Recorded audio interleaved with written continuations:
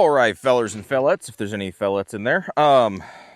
Today, we're going to do a little comparison, just a very quick, short, sweet little comparison between my Mark 12, it's not a Mark 12, Mark 18, my Disser, the gun that I build, right? This is an 11.5-inch gun, and the new one that I put together, which is the clone of a Sugar Weasel that I'm affectionately calling the Ghetto Weasel. This is a 9.69-inch barrel because Q is special like that. And technically, I put all these together.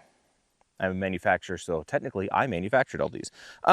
So it's not like we're comparing an OEM product versus a home-built thing. Technically, they're all home-built. So I just want to see, comparison-wise, there's 3 different guns, relatively fit the same things. Some are built after, like, you know, specific things, and this weighs like 15 pounds.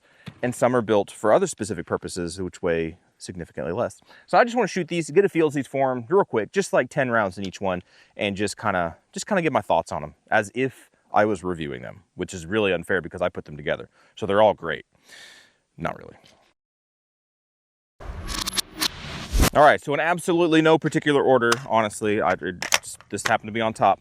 Here is the 9.69 Ghetto Weasel, to see how this guy feels these.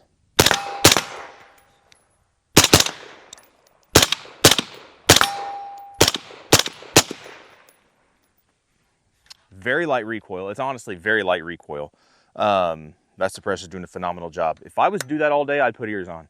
That builds up a little bit of pressure over time. But anyway, and what that is the HRT 556, I believe. Yes, HRT 556 by Griffin. Great suppressor. I mean, the gun itself, if I wanted a lightweight, like it's pro. Let's put these into categories of where I think that this would work really well. This is lightweight. It is lightweight. It's like a sub 5-pound gun. Not that now that you put a suppressor on it, or a loaded magazine. Things people don't consider. They're like, I got the most ultra lightweight gun. Yeah, but then you throw a fully loaded magazine in there and you add 3 pounds. Anyway, this would be great if you needed speed and mobility. You needed it to be accurate because this guy is actually decently accurate from what I've shot today with it. And yeah, speed and mobility. You don't need, like, yeah, you need something lightweight. I'm going to stop saying that. That's where I would see this guy. Not a whole lot going on as far as accessories, but the gun itself, speed, mobility. That's what I would put this guy at. All right, so now the Disser. I named it that because it stands for Downing Industries Small Receiver. This is the gun that I put together. Again, nothing extremely fancy. It does have an adjustable gas block like the Ghetto Weasel has an adjustable gas block, but you got to use set screws and all these things. This has a rifle speed, so you can adjust it on the fly. Beautiful, absolutely beautiful. Anyway, it's got Stacy's mom, right? Resilient suppressors. Which one is this? It is Stacy's mom. Not Stacy's mom K. Stacy's mom with a vented front cap thing on there. So this guy should, in theory, just loaded that, should work well, I think. Ooh, now that is a little spicy on the ears. That is a little spicy on the ears. And it could just be the buildup over, you know, shooting everything else. But that is a little bit spicy. Not looking to uprate my tinnitus rating. Easy gassed. You know, it's a very controllable gun. So with that adjustable gas system on there,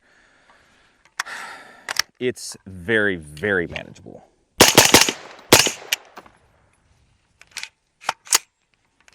Yeah, so manageable that it just runs and you can get it on the bleeding edge of running without locking open.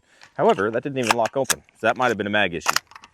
Either way, and I like what I did on here since this is my gun. I put that, who even makes that? I don't remember who makes that, but it's a AMB bolt stop bolt release. Love it, but you gotta mill out your receiver to make it work. But that's this one, an 11.5-inch. This is an excellent suppressor host for me because you can on the fly tune this thing. That's why generally, whenever I have 556 suppressors out to test, I'll use this one at some point because it is very easy to tune that adjustable gas block, run with it however you want to run with it, and just optimize the system. So this is optimized for suppressed shooting. A little bit heavier than the other gun, than the Ghetto Weasel. A little bit longer too, but it's optimized for suppressing. All right, now the OG in the house. I remember putting this guy together a long time ago. It's not really that long ago. This is a tank of a gun. This gun, well, is a tank. Light, optic, the whole 9 yards. Yeah. But from what I remember, it's relatively smooth because it weighs like 15 pounds.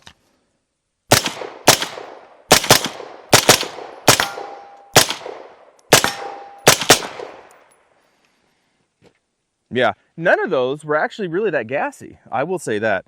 This guy just gives the vibes, to be honest with you. That's why I built this.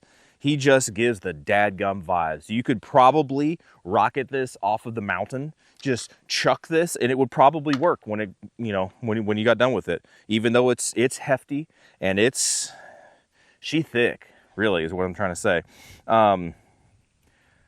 It's just durable, is what I would say, in my opinion, and how I've seen these things performed and used.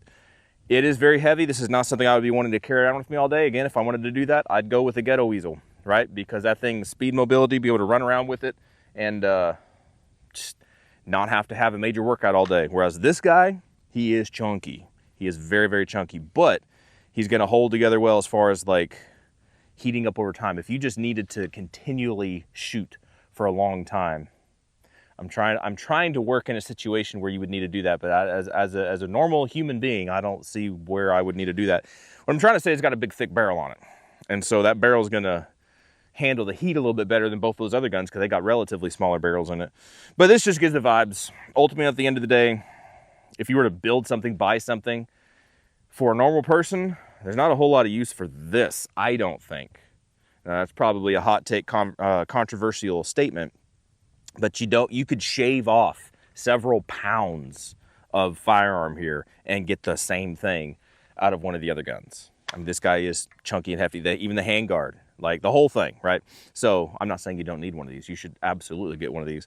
But if you were just to build something without trying to go for the vibe, I would get something else. Anyway, I'd love to hear you guys' thoughts. What's your hot takes on all this stuff, on the guns? Is it stupid putting together guns like this? That could be a conversation, right? Is it better just to save your money and buy something OEM from a company? Or would you say it's more fun just to build it, put it together yourself, learn how it works. And if you don't like something at the end of the day, then change it. Build your own gun. Do what I did. Build your own gun. I don't know. Let's go talk about it. That's a fun conversation. Let's do it.